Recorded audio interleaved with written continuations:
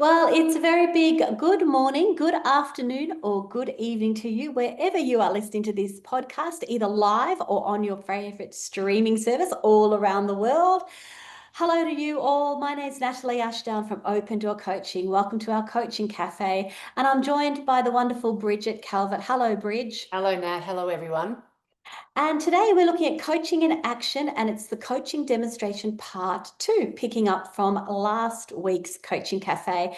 And before we begin, as always, let me acknowledge the traditional owners, the custodians, and the lands on which we're all meeting today, then continuing connection to the land, waters, and communities of Australia, and the lands from all around the world, which you might be joining us today. Today we have California, India. It's Independence Day in India, so happy Independence Day to you all.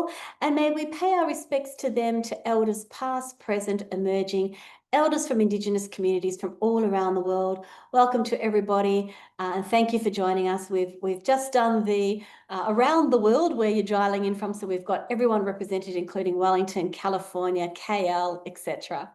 So our agenda today is to pick up our coaching in action, listen and debrief a coaching session. And of course, if you're new, welcome. We are all about creating a community, sharing our learned experience, having thought-provoking conversations. You can interact with us via the chat. Welcome back to our regulars. You know, we love coming together live here on a Friday, but also we have so many people listening to the podcast. So welcome to you all as well. And if you are after your ICF CCEs, please check in at the end of the session. So let's recap where we got to as at the end of part 1 last week. We were thinking about the 3 core competencies, and we were thinking about core competency number 2, establishing a coaching mindset, number 3, which was establishing trust and agreements, and number 4, cultivating trust and safety. And we were picking up the conversation just as the coach asked, what are you most afraid of? In the coaching conversation, we were exploring whether the coachee goes for their PCC or not. It's something we can all relate to. And there was a bit of laughter around the coachee saying they might be going rogue. So a discussion about when do we coach, when are we mentoring, when are we consulting, was something that we can all on the line relate to. And the coach was, rather than jumping in straight away going, well, what would you like to do? The coach was exploring the motivations and the doubts that the coachee had. And we got to the point where we reframed that process, the whole PCC, doing a recording process. And we were thinking about it not as a heavy process where we have to go through everything, but as a growth opportunity. So that's a quick recap where we got to. And we're picking up the conversation just as the coach asks, what are you most afraid of? So what I'd like to do is continue so you can listen to the second half of the recording. And then after that, Bridget and I have some things we'd like to share with you around the ICF Core Competencies and what you're actually hearing. So please feel free to interact in the chat box, but whilst we're listening to this last 15 minutes, we won't be making any commentary. We'll reserve that for after we've finished. Bridge, if you could give me a thumbs up that you can hear the recording, that would be great as well.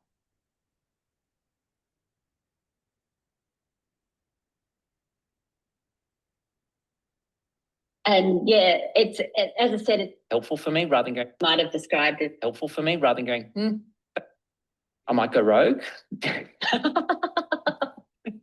And, you know, so I think I probably need to get over that hurdle and just start recording and be okay if it's not the one I showed to Bridget or someone else. Yeah, sure. Yeah. Well, it sounds like a bit much more natural process for you than this what you might have described as like a performance pressure. Performance evaluation, but yeah, I agree with you. I think, I think that's a good way to see it. And I do feel actually more enthusiastic now about doing it, working through that process. Whereas when I was thinking about it yesterday, I'm like, oh my gosh, just want to be able to achieve that quite easily. Yeah. And I'm wondering, like, what are you most afraid of? when it comes to doing these recordings and getting the feedback? And what are you most afraid of? If anything, if anything.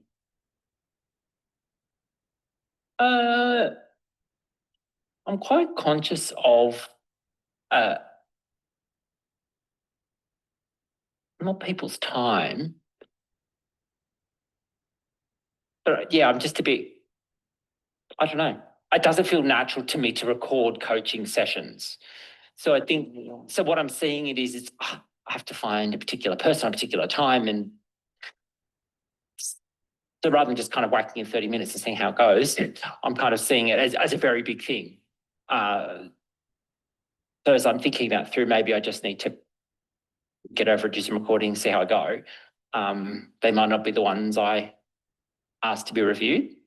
In terms of what I'm afraid of, I also do worry that someone's going to give me like a gnarly issue and I'm trying to wrap it up in 30 minutes. And maybe I'm not skillful enough to keep it tight. So probably need to just think through how I use my coaching to,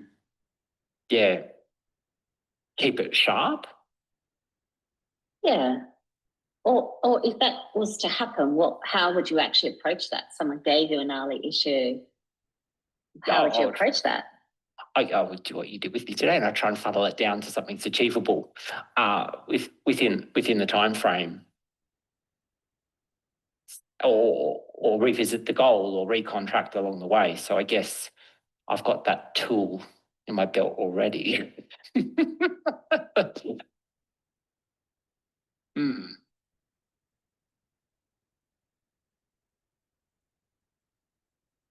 So is there anything else that would be holding you back at all from doing what you're describing, which sounds like do some recordings and... Yeah.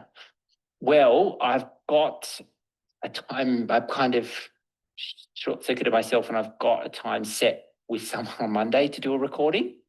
Oh, yeah, good.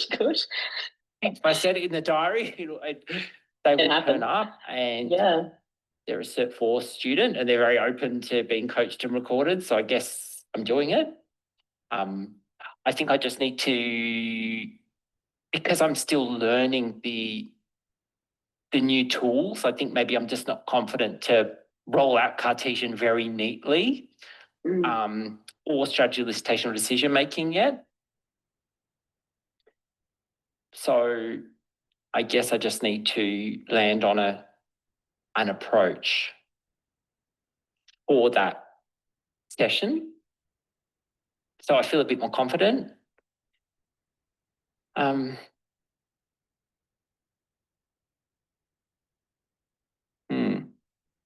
And I suppose maybe this is a question I need to ask Bridget is, well, the recording says that you've got to use Cartesian strategization, decision-making parts integration. I'm like, maybe I'll ask this question, is it okay to use elements?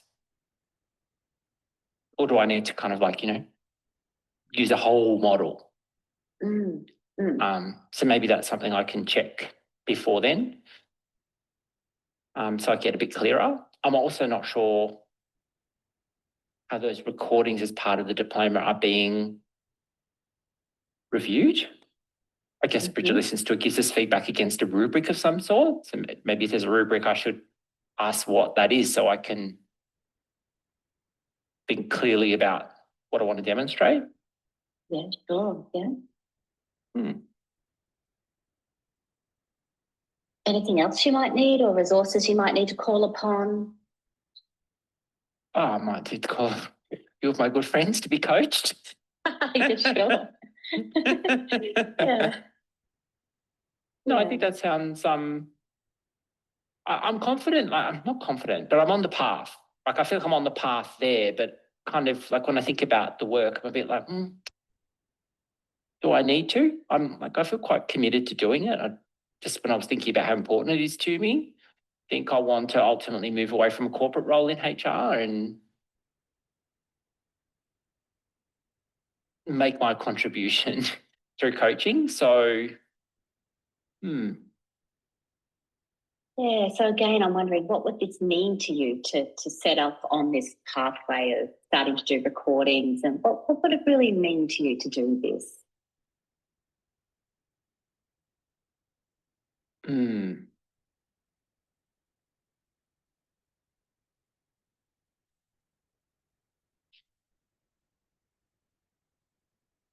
think it might represent a pivot in terms of my own career, because I kind of have the portfolio at the moment. My coaching's like sandwiched here, there, like on a couple of days a week. So I think maybe it's,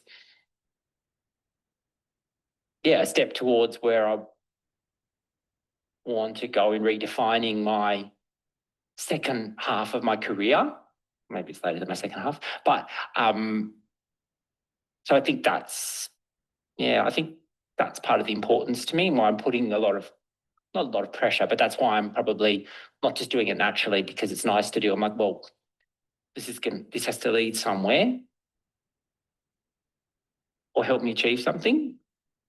Yeah.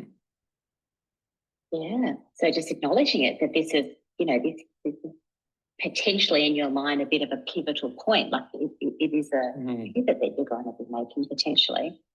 Yeah. But I'm wondering, what makes you think that pivot couldn't just be natural?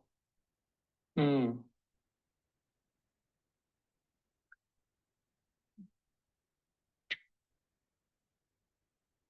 you mean in terms of not PCC?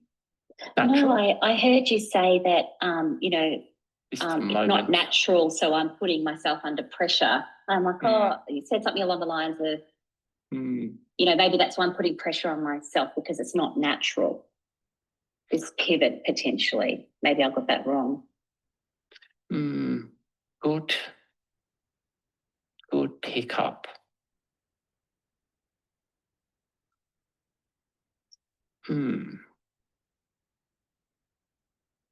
Yes, I'm not sure the answer to that question, but I'll have a think about it, because maybe that's part of the picture of why I'm a bit hesitant.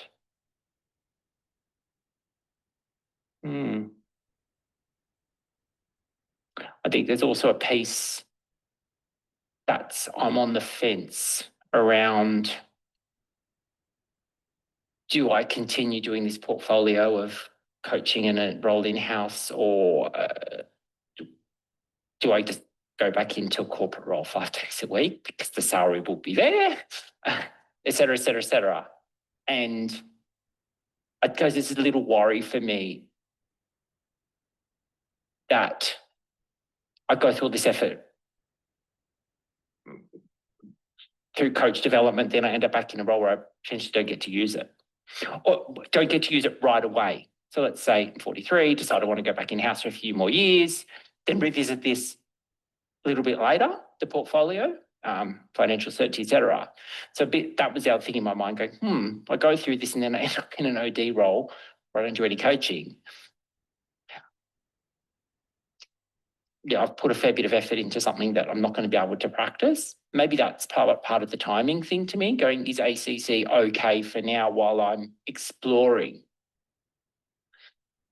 So I still feel that I want to continue, obviously, with the diploma and grow my skills. It's probably just still that little question I want to revisit around whether I take the plunge and move to PCC or view it differently, not as a plunge. Like it's just, it's part of the course of business of doing this work. Yeah, I can hear the difference between when you talk about just naturally versus the pressure, the plunge, the performance, the doubt. It feels quite heavy, And I can also hear that there's some decisions you're making around, do I sit on the fence? Do I do this? Do I do that? So there's some changes and pivoting potentially in the wings. Yeah, and I think that's why this was a helpful topic to talk about. Because there are these different pieces to the puzzle. Yeah.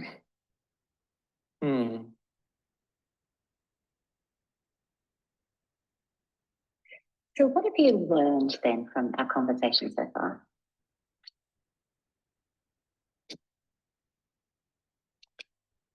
Well, there's a few things I'm going to do around clarifying the performance, the coaching demonstration, what Bridget's looking for, etc. Just getting in, starting to do some recording and see how I go. Maybe like dial down the pressure a little bit. I think in terms of what I want to do next, because that's a moving feast and I'm not sure, I just think maybe the framing is, what have I got to lose from moving to PCC, even if I went in-house for 2 years? Does it matter if I only coach a couple of people a month, on a Friday afternoon? Because it's keeping me current, and then if things change in the job market, I want to hop back into coaching. I've got that capability and that confidence.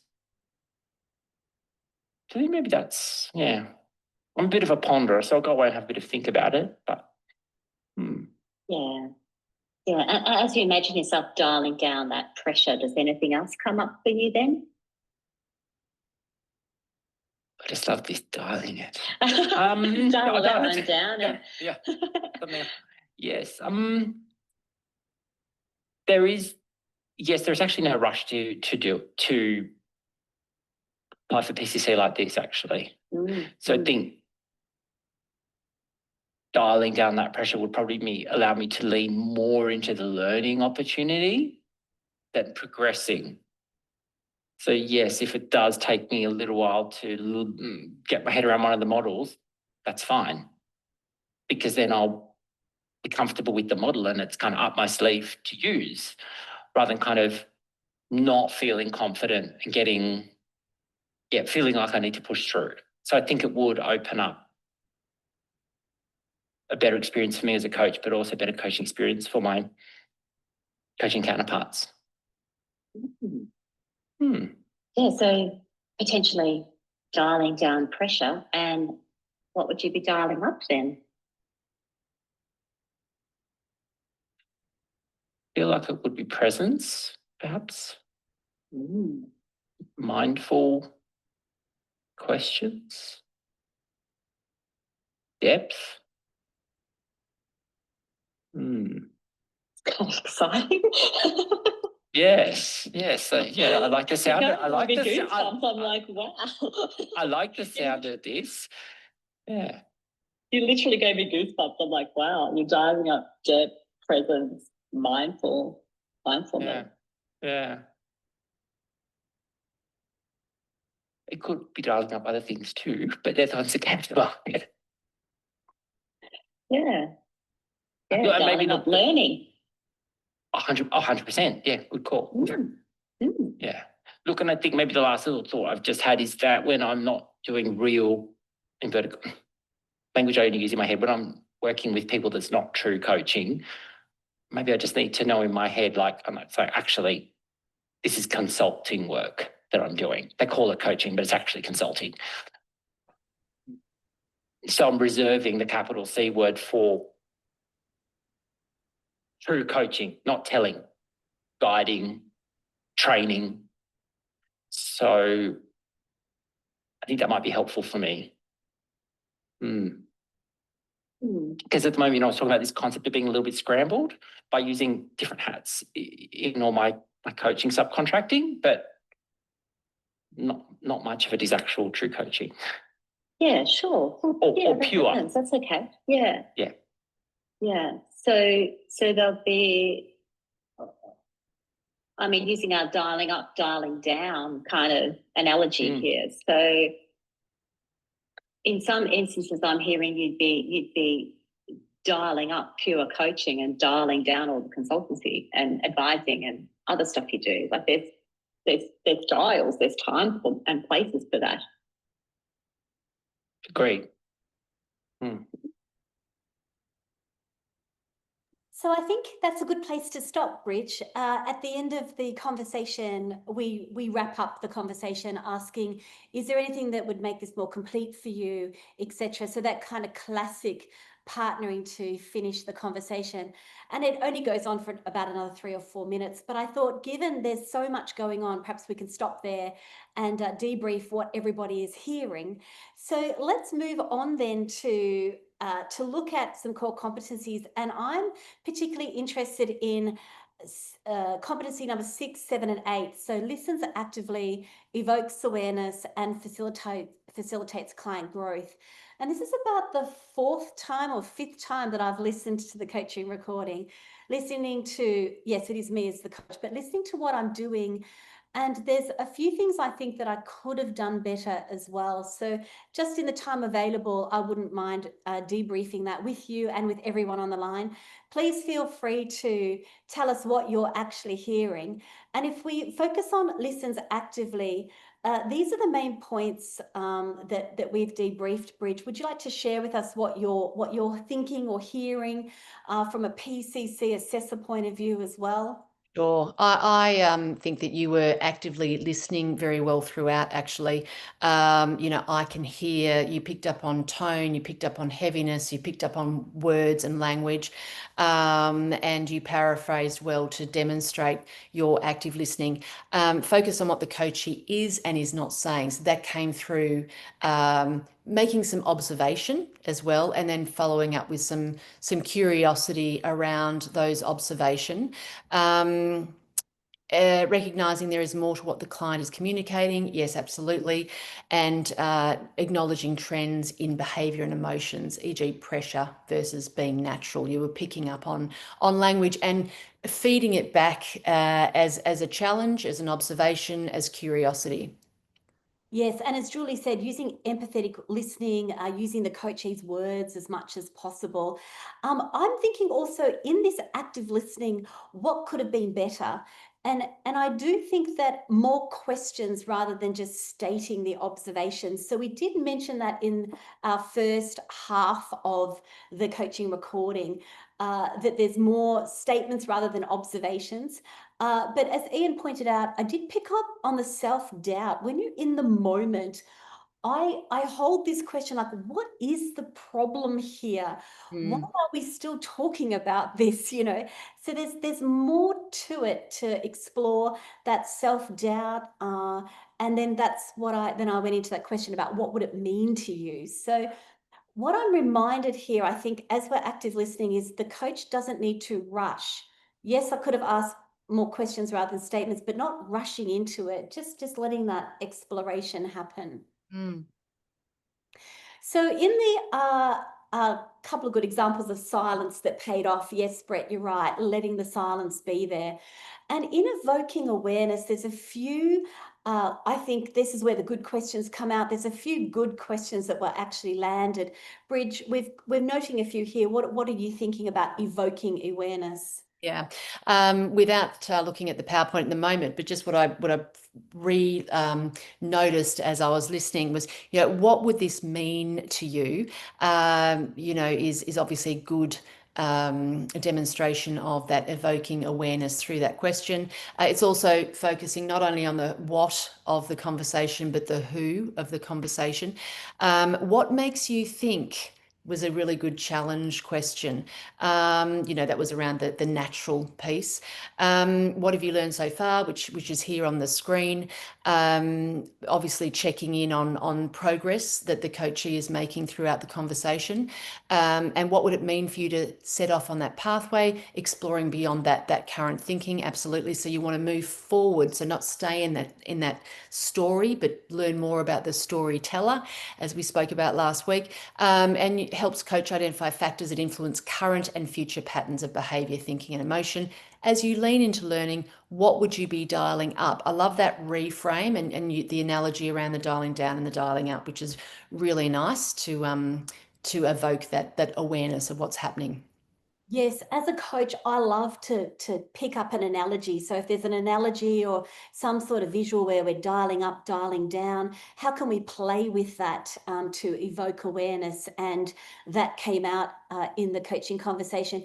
And evoking awareness now at the PCC level or the higher PCC level is being comfortable sitting in the space where we're exploring and unraveling.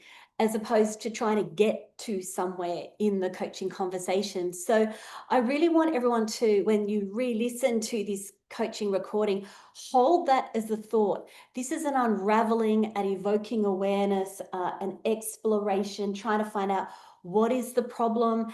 As someone has pointed out, there's more to it than just, do I do PCC or not? And that's where we pulled out, perhaps this is a pivot for the coachee. Perhaps there's some discussion about, do I move forward in terms of my portfolio approach, etc., etc. Brett's offered, I think this session lent itself to refocusing on what the coaching topic could be. And the coachee came out of the silence as raising a bunch of issues. That's right, yes. So as they come out of the silence, there's all this other stuff that we need to unravel. So I don't mind, yeah, there could have been a better question there around, well, given everything that you're putting on the table, which one of these would you like to explore? I agree with you, Brett, that could have been done better from the coach's point of view. If they think about everything that's on the table, what could we explore? And the other point that I think could have been done better, in regards to that gnarly question that the coachee was talking about, the coach asked, so how could you approach that? The coachee talks about a tool that they already have, and the coach could have gone with exploring the strengths. What other tools do you have? But instead went with, are there other things that get in your way? So as you listen back, there was a few things that the coachee said around, that would give me confidence. And so the coachee could have, the coach could have gone with what would give you confidence, what other tools would you call upon? I think the better thing that the coach could have done is exactly what I said.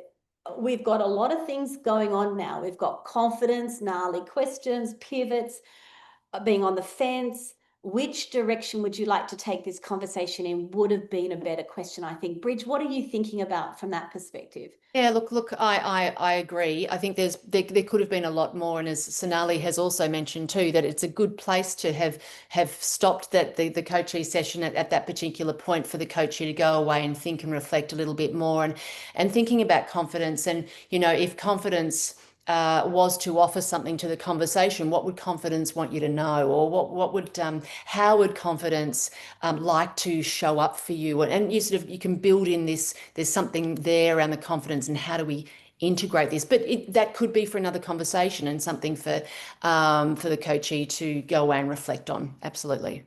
Yes, and what I like is you will find in your coaching sessions, everybody, that you've given value and you've made a difference to the coachee.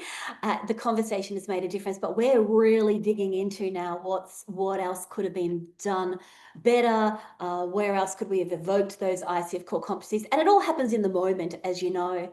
I want to offer you one more thing around facilitating clients' growth. And Bridge, we've got a few points here where I think the coach really was focusing on, what does this mean from a growth point of view? What are you learning?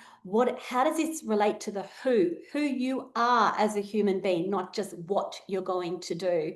So I can see you nodding. What are your thoughts there? Yeah, absolutely. I think, the whole idea around, do I go for the PCC or not, is something to do, but actually the whole conversation is around, well, what's beneath the surface, and what are we making this particular topic mean for me as a human being, and moving forward, rather than just the to-do stuff, essentially, which we've talked about, the dialing up, the dialing down, which I think makes a really beautiful visual too, when you think about the dialing up and the dialing down, and what represents dialing up, and obviously coachee was sort of brought into that conversation, and created those goosebumps for you at the time too, with some of those words that came out too.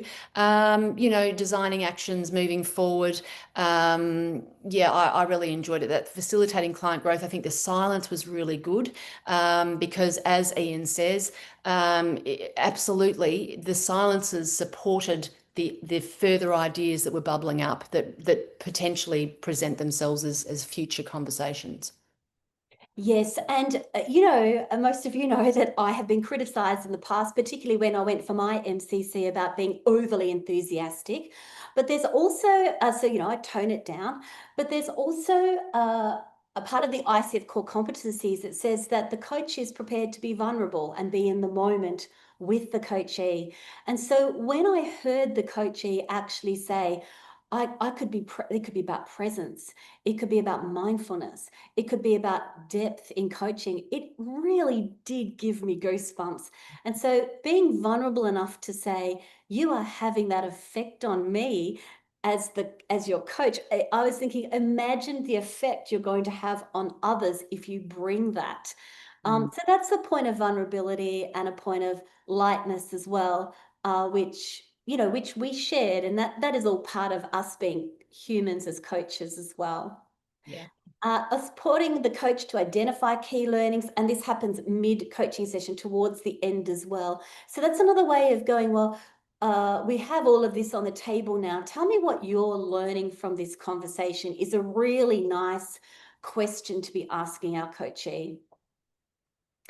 And as I mentioned, if we were to listen to the end of the coaching session, you'll hear that classic partnering to close the session. So we've talked about a lot of things now. What do you need to make this more complete for you? Is there any of the other resources? All of those classic kind of questions come in at the end, which we're looking to hear as well. Well, there you go. We have debriefed a 30-minute coaching conversation. There is so much more to explore in this coaching conversation as well. So we really actually do encourage you to listen again to the coaching recordings, the two halves.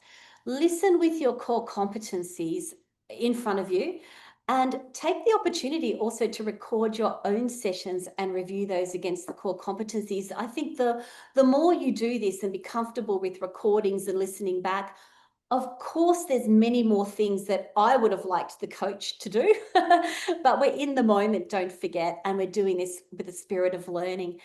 Is there other things you wanted to add, Bridge, just as we sign off, and what you'd encourage people to do? Oh, look, ditto to that, Nat. I think, the more that we're, moving in there, asking those open and curious questions and staying out of the space and becoming really familiar with core competencies and what those core competencies mean and what they sound like and look like. Yeah, absolutely record your own sessions, re-listen to them and just delve into the familiarity of this so it becomes part of how you operate and how you have these conversations. Yeah, that's a lovely summary. And I also just leave you with one more thought, everybody. The big difference here is that our job is to partner and to allow the coachee to explore. So if you're feeling that tension of why doesn't the coach get on with it? Why doesn't the coach, help the person solve this problem? Well, that's actually something that you can explore for yourself, because it's not up for us as coaches to, make the person solve the problem. So just as you're listening, we encourage you to check in what's happening for you as a coach, as you're listening to the recording as well. So there you are. Of course, the coachee is referring to our certificate for in workplace and business coaching and our diploma of leadership of coaching. Lots for you to learn there. So we really encourage you. Thank you for being part of this. And as we always say, please, as always, enjoy your coaching and making the difference that you do.